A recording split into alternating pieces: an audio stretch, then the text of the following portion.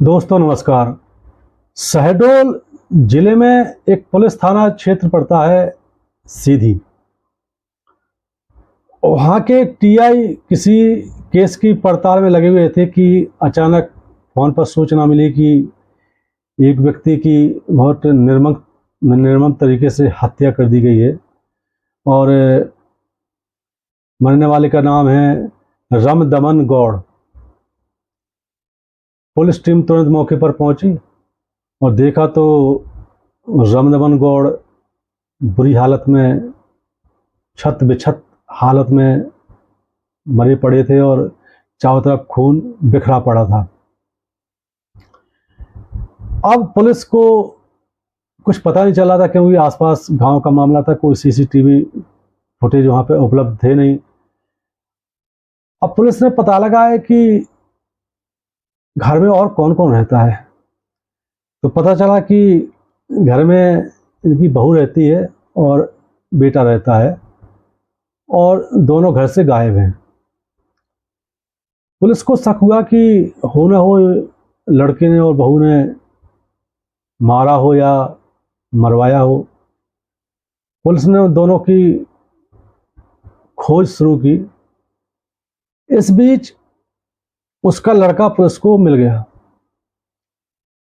उसने पुलिस को बताया कि मैं तो 2 दिन से रिश्तेदारी में गया था, किसी रिश्तेदार के यहाँ गया था, और मैं तो इस फोन पर जब सूचना मिली कि ऐसा ऐसा हो गया तो तुरंत आए। उससे पूछा कि तुम्हारी पत्नी कहाँ है, तो उसका फोन ही बंद, उसका कोई सुराग नहीं। इस बीच पुलिस ने उस व्यक्ति से और बात की कि घर में कौन कौन आता था, पत्नी कहाँ कहाँ जाती थी, क्या कभी कुछ विवाद हुआ किसी से। तो उसने अनभिज्ञता जाहिर कर दी, कुछ नहीं बताया। घटनास्थल ये शहडोल जिले के सीधी पुलिस थाना क्षेत्र में डोमहार गांव पड़ता है, वहां का है। और 55 साल के रमदमन सिंह गौड़ का मर्डर हुआ था। रमदमन सिंह गौड़ के परिवार में ये थे, इनका बेटा और बहू रहती थी। जब पुलिस ने रमदमन सिंह गौड़ की बहू को हिरासत में लिया और पूरी बातचीत की, उससे बयान लिए, तो उसने काफ़ी घुमाने का प्रयास किया। उसकी बातें पुलिस को संदिग्ध लगी। पुलिस ने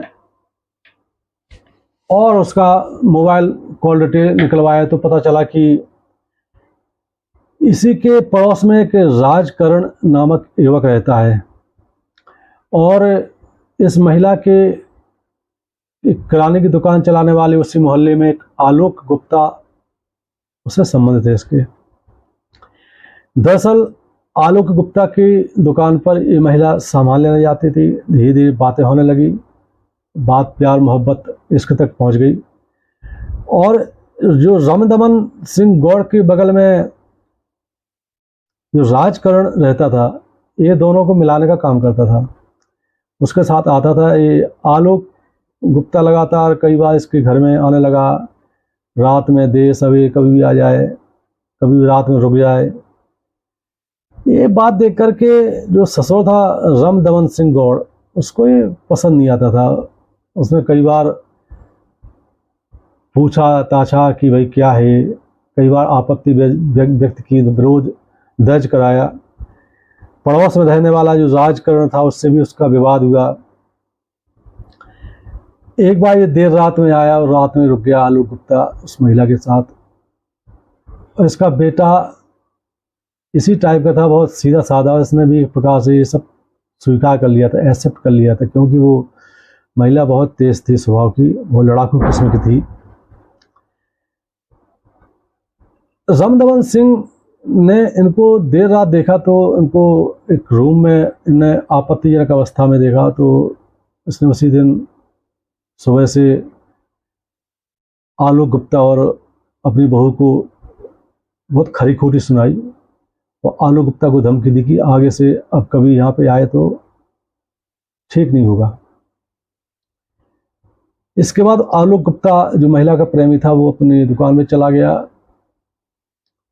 रामदमन सिंह गौड़ अपनी बहू की हरकतें देख करके बहुत परेशान थे। इन्हें बहू को दिन में समझाया कि समाज में बदनामी होती है, आगे इस प्रकार की हरकतें ना करें,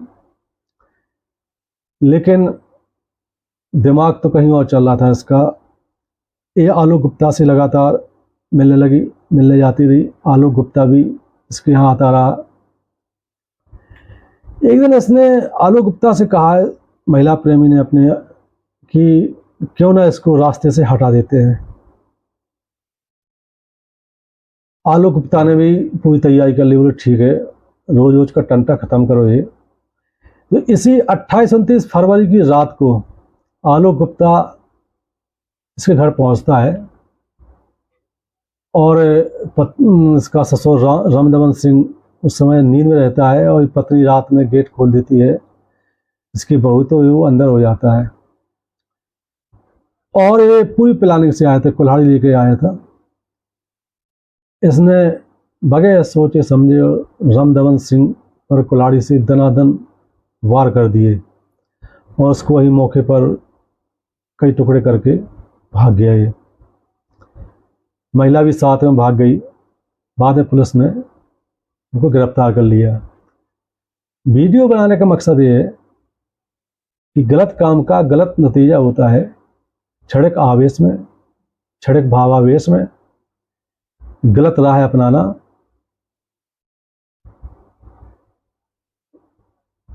इस प्रकार अवैध संबंध बनाना, इनके परिणाम हमेशा घातक ही साबित हुए हैं।